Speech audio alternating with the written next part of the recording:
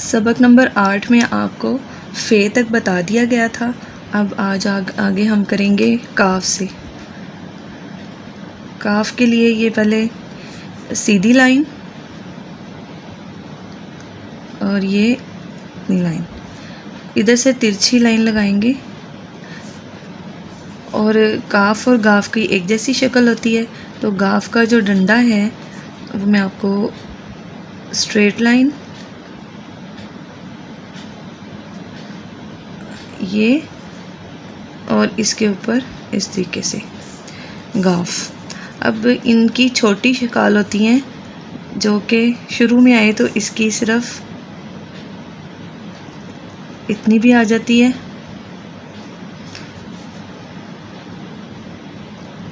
इस तरह से इतनी भी आ जाती है। याद रखें जब ये डंडे लगाएं तो इस तरह इनका ये इस तरह से इनकी इतना आना चाहिए इसकी लंबाई। काफ गाफ और इसकी छोटी ये बाज़-औक़ात इस तरीके से भी लिखा जाता है, इस तरीके से। अब हम इसको आगे बाकी हरूफ के साथ लगाते हैं, इसकी तख्ती बनाते हैं। इसको अलिफ के साथ लिखना है।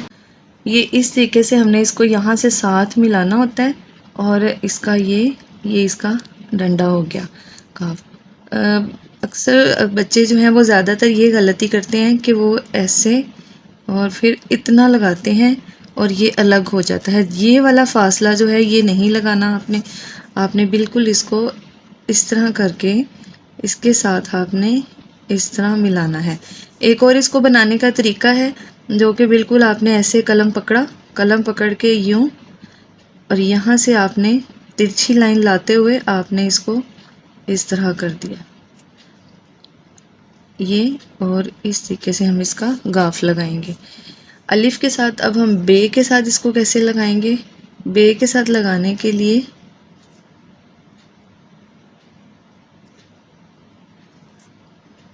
ये बे की पूरी फैमिली के साथ हम इसी तरीके से इसको लगाएंगे। अब जीम,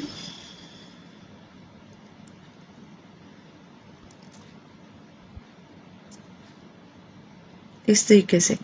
याद रखिएगा कि हम इसके यहाँ पे अपनी मर्जी का शोशा नहीं लगा सकते। यूं करके ऐसे नहीं करना। ये हम जब करेंगे जब हमने यहाँ पे नून या कोई और लफ्ज़ इसे इधर बढ़ाना हो तो करेंगे, नहीं तो ये काफ के साथ जीम इस तरीके से लगेगा और यहाँ पे कोई शोशा नहीं आएगा। अब काफ को दाल से,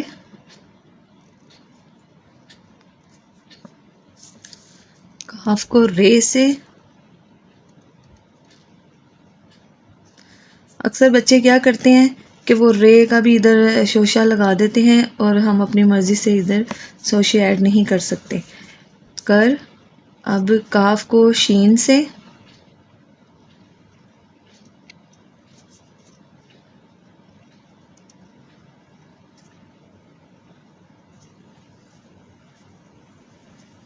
मैं इसलिए आपको थोड़ा तंग करके लिख के दिखा रही हूँ क्योंकि अक्सर हमने जो है वो इस तरह उर्दू की लाइनों वाली शीट हमने इस्तेमाल करनी होती है, ताकि क्योंकि हमने लफ्ज़ को इतने फासले पे लिखना आता है। उर्दू की इस तरह की शीट पे हमने कितना बड़ा लिखना है, हमने लफ्ज़ लिखते हुए इस बात का ध्यान रखना है। हम अक्सर इसके डंडे लगाते हुए हम ये भूल जाते हैं, हम इसको इस लाइन अगर ऊपर वाली लाइन से भी क्रॉस कर जाते हैं।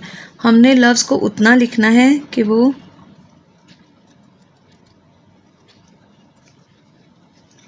ऊपर की लाइन को क्रॉस नहीं करे। अब स्वाद के साथ लिखते हुए हम इसको इस तरीके से छोटा सा अलिफ और ये हम इसकी गोलाई डाल देंगे।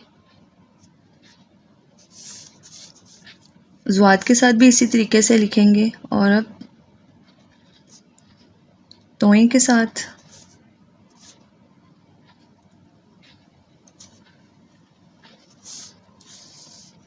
अब आइन के साथ,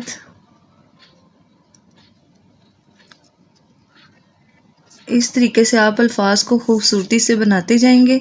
इनकी बनावट और बताए गए तरीके के मुताबिक तो आपकी खुशखती अच्छी होती जाएगी। आइन फे। अब इसको हम काफ के साथ बनाने की कोशिश करते हैं इस तरीके से।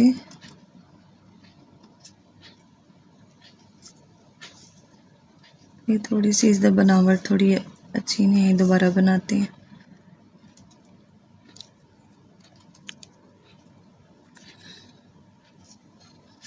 इसी कैसे काफ। अब हम देखें लाम के साथ जब लगाते हैं तो इस तरह से हमने लाइन हाथ लगाई, ऐसे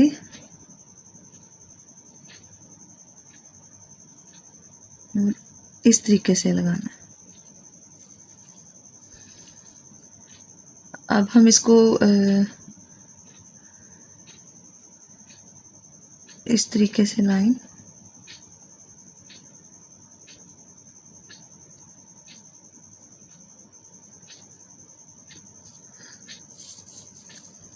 इसमें हमारा ये वाला काफ ये वाला इस्तेमाल हुआ है। अब हम इसको मीम के साथ लगाते हैं तो ऐसे सीधी लाइन, यहाँ से थोड़ी सी तिरछी लाइन और इस तरह से मीम और इस तरह से बिल्कुल सीधा और ये इसका ये आ गया।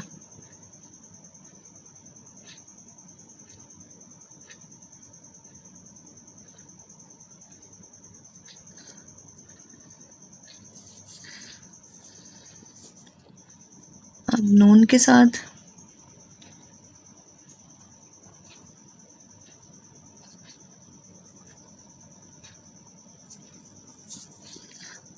अब काफ को नून के साथ लिखते हैं।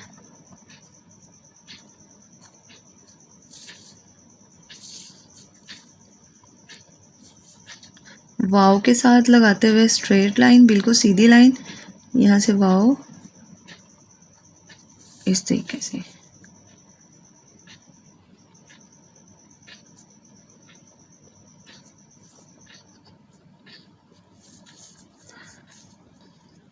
अब हे के साथ, अब ये बहुत ज़रा ध्यान से देखने वाला लफ्ज़ है।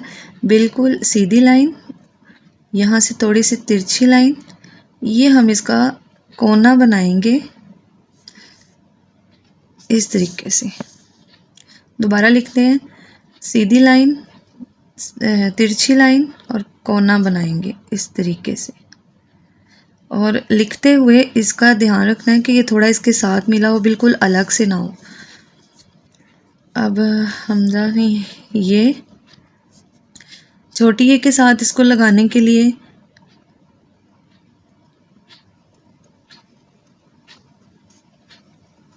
ये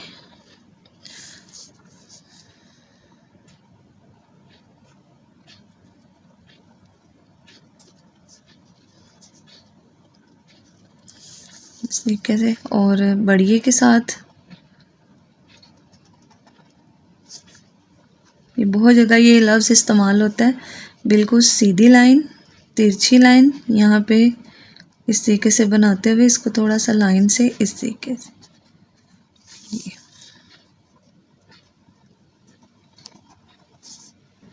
ये हो गई हमारी काफ की और काफ गाफ की तख्ती। अब हम आगे लाम की बनाएंगे। लाम के लिए बिल्कुल सीधी लाइन, यहाँ से तिरछी लाइन और ऐसे फुर्ती से गोल करेंगे। सीधा लिखना है हमने।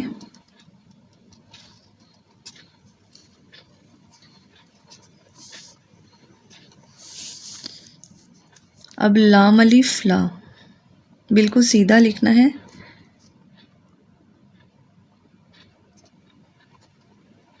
इस तरीके से इसको साथ मिलाना है।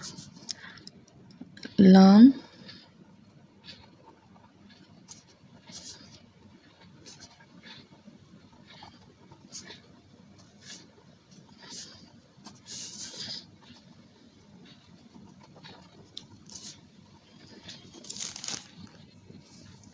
अब लाम को जीम से,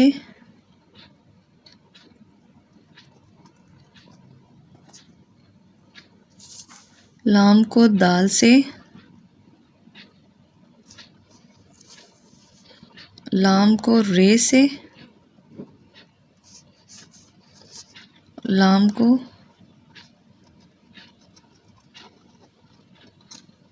सीन से।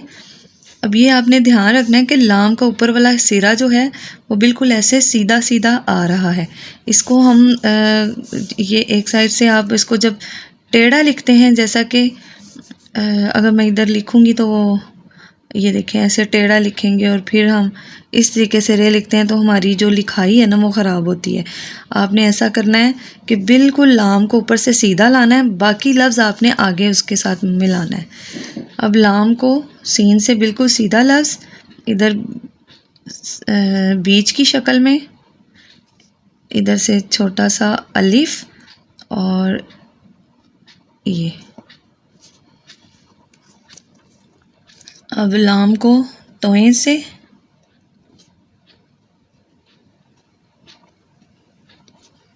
साथ मिला देंगे।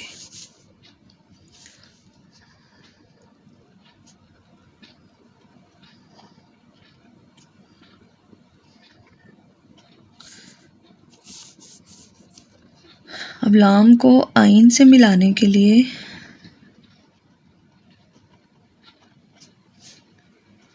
इस तरीके से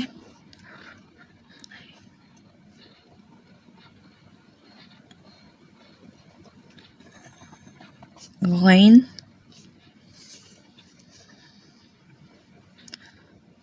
फे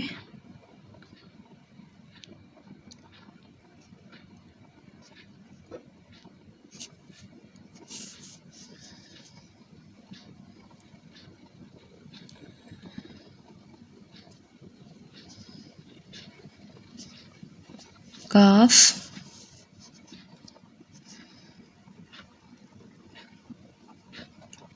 ये कश वाला काफ डंडे वाला,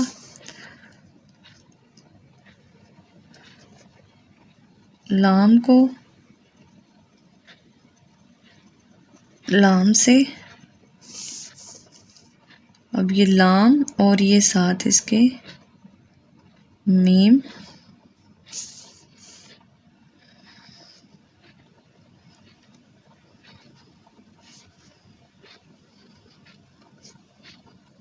नून, लाम, वाओ,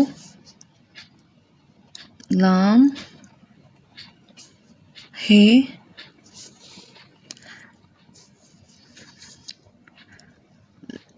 लाम छोटी है। अब देखिए जब हम कोई लफ्ज़ हमने लगाना होता है, जैसा कि गाफ और ये काफ था, इसका हम जो मिलाना होता है उसका हम उसका रुख जो है ना वो इस तरीके से हम कर देते हैं जब छोटी ए से मिलाना होता है इस तरीके से। लेकिन ये जो लाम है, लाम सीधा आता है। जैसे कि ये बी के लिए हमने इसका सिरा अंदर को रखा था, तो लेकिन लाम के साथ हम उसका सिरा जो है लाम को बिल्कुल सीधा रखेंगे। लाम और छोटी है, लाम बड़ी है, सीधी लाइन, तिरछी लाइन, और यहाँ से आपने इस तरीके से लिखना है। ये बहुत आसान सी तख्ती है, मश्क करने से आपकी बेहतरी आ जाएगी इसमें। ये लाम की तख्ती हो गई। अब सबक नंबर 9 में मैंने आपको काफ, गाफ और लाम की तख्ती बताई है। आपने इस बात का ख्याल रखना है, आपने अल्फाज की जो बनावट है, अल्फाज की बनावट आपने बिल्कुल ठीक रखनी है। और जिन बातों पे बच्चे ज़्यादा गलतियाँ करते हैं, गोलाइयाँ ख़राब करते हैं, लफ्ज़ को गिरा हुआ लिख देते हैं। अगर काफ गाफ उन्होंने लिखना है तो वो इधर करके इस तरह करके करते हैं। आपने गिरे हुए लफ्ज़ नहीं लिखने, आपने बिल्कुल ऐसे सीधे लफ्ज़ लिखने हैं। लाम को भी आपने बिल्कुल सीधा लिखना है, काफ गाफ को भी सीधा लिखना है। बाकी अल्फाज की बनावट का आपने ख्याल रखना है। अब काफ की गोलाई और ये जो गोलाइयाँ बाकी काफ गाफ लाम, ये गोलाइयाँ अच्छी करनी है और मीम का नीचे बिल्कुल सीधा करना है और इनकी भी गोलाई अच्छी करनी है। और लाम को टेढ़ा नहीं शुरू करना बल्कि बिल्कुल सीधा शुरू करना है। तो मेरी वीडियो को सब्सक्राइब, लाइक और शेयर कर दीजिएगा। बाकी आपको अगली तख्ती में आपको बताया जाएगा।